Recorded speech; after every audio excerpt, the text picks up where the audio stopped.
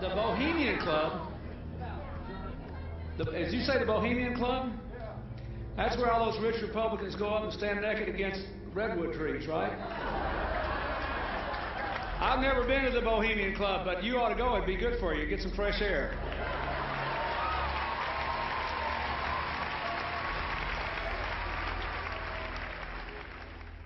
One last question.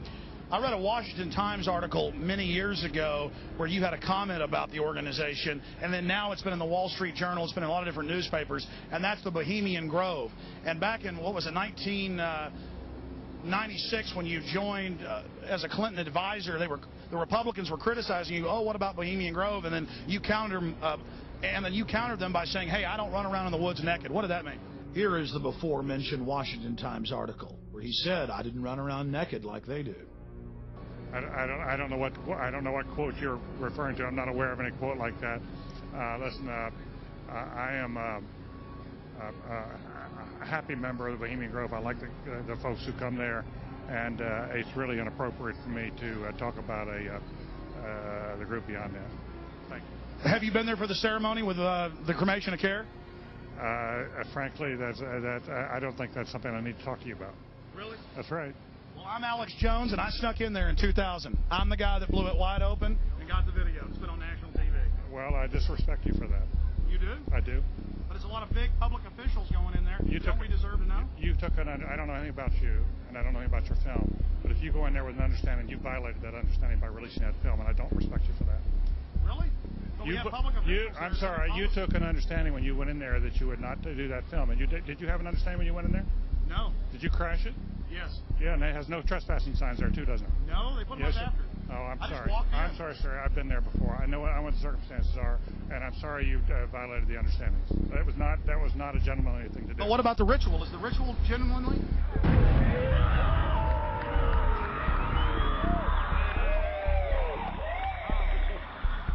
Sir, everything. I don't owe you this comment. I know. This is what's called ambush journalism, and I disrespect you for that as well. So thank you and goodbye. Been in the ritual? That's none of your damn business.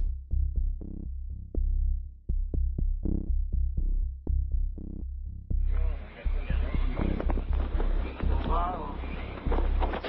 Prince of all mortal wisdom, owl of Bohemia, we beseech thee, grant us thy counsel.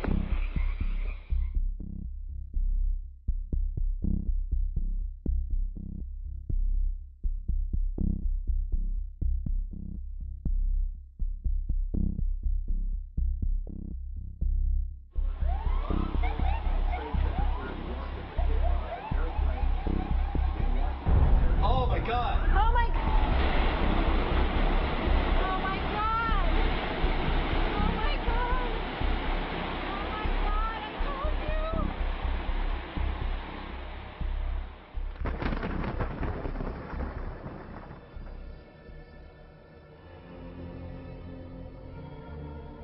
you! Today our nation saw evil, the very worst of human nature.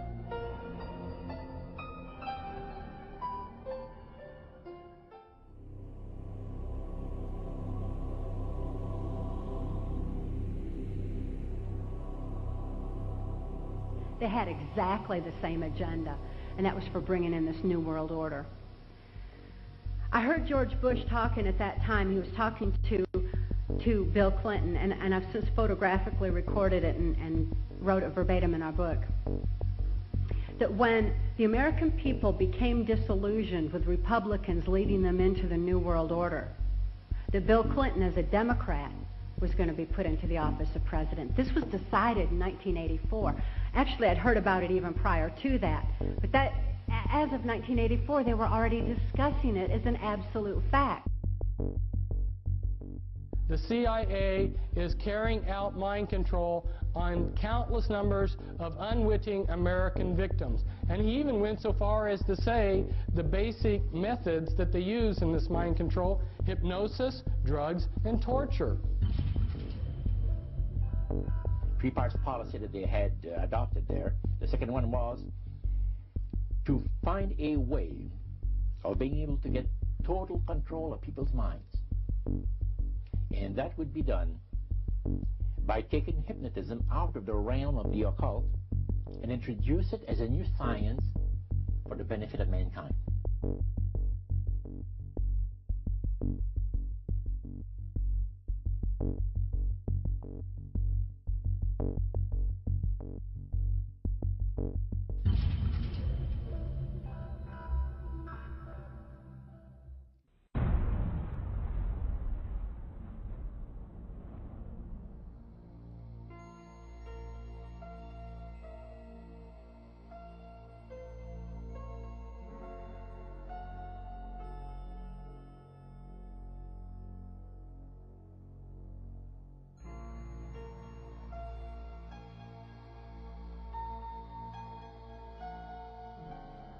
Reflecting a policy of genocide either against the Tibetan people themselves or against their culture.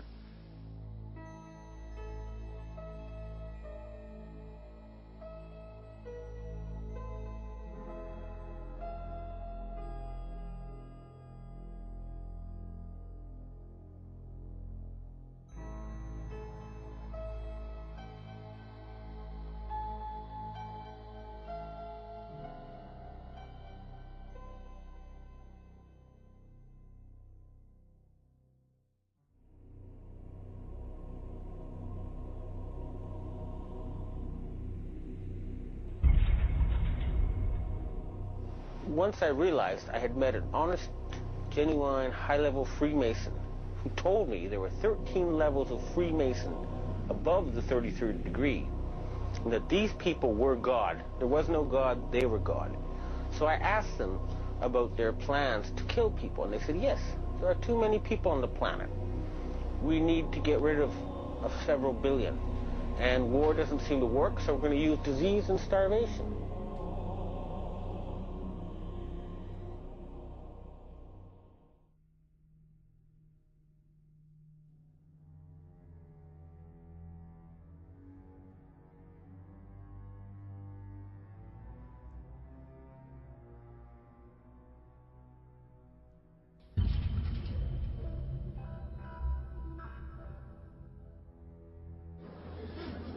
He knew what was happening, and he attempted to warn us when he left office. He told us, quite bluntly and in no uncertain terms, to beware of the military-industrial complex. And who is the military-industrial complex?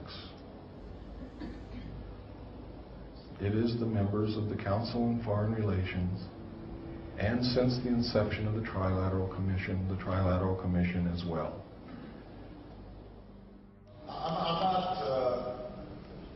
The Council on Foreign Relations, I don't know if I'm an official member. I've spoken there before.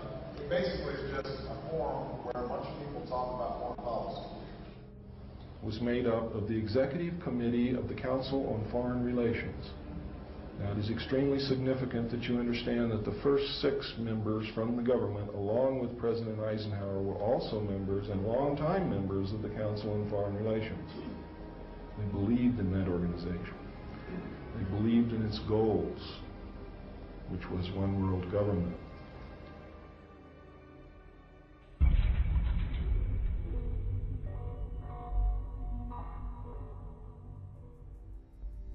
Number 15, create industrial depression and financial panic, unemployment, hunger, shortage of food.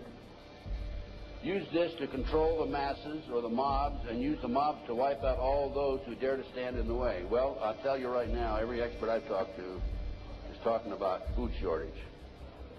And it's coming, I'm convinced. What were they? Because I'd never seen anything like that. And his statement was that if he told me, I would be one of few people in Madison, Georgia that knew about them. And he says they're disposable coffins. They were stacked, he told me, 15 high.